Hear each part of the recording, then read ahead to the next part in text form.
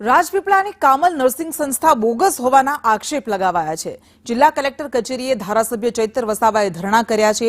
ધારાસભ્ય ચૈતર વસાવા વિદ્યાર્થીઓ સાથે ધરણા પર બેઠા છે। 20 વર્ષથી આ નર્સિંગ સંસ્થા જે ચાલી રહી હતી કામલ નર્સિંગ સંસ્થા તે બોગસ હોવાનો આરોપ લગાવવામાં આવ્યો। ઊંચી ફી લઈને આદિવાસી વિદ્યાર્થીઓના ભવિષ્ય સાથે ચેડા કરવામાં આવી રહ્યા છે। પોલીસ દ્વારા ધારાસભ્ય અને વિદ્યાર્થીઓને સમજાવવાના પ્રયાસ કરવામાં આવ્યા છે। તો વધુ એક સંસ્થાને લઈને આ આરોપ લગાવવામાં આવ્યા છે। નર્સિંગ સંસ્થા બોગસ હોવાનો આરોપ લગાવાયો છે અને તેને લઈને ડેડિયાપાડાના ધારાસભ્ય ચૈતર વસાવા વિદ્યાર્થીઓ સાથે ધરણા પર બેઠા છે। अगर नहीं करावी सकता तो 3-3 लाख रुपया फी भरी है रिटर्न आपी दे ने डॉक्यूमेंट आपी दे।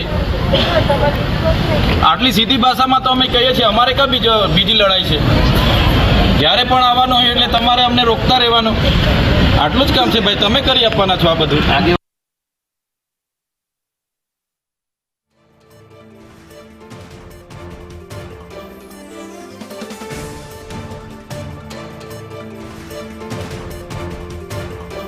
तो चैतर वसावा द्वारा आ आरोप लगाववामां આવ્યા। થોડા દિવસ પહેલા સુરતમાં જ એક આવી બોગસ સંસ્થાને લઈને ખુદ શિક્ષણ મંત્રી કુબેર ડિંડોરે કહ્યું હતું કે આવી સંસ્થાઓથી સાવધ રહેવાની જરૂર છે કે જે વિદ્યાર્થીઓના સપના સાથે ચેડા કરે છે અને વધુ એક આ નર્સિંગ સંસ્થા બોગસ હોવાના આરોપ।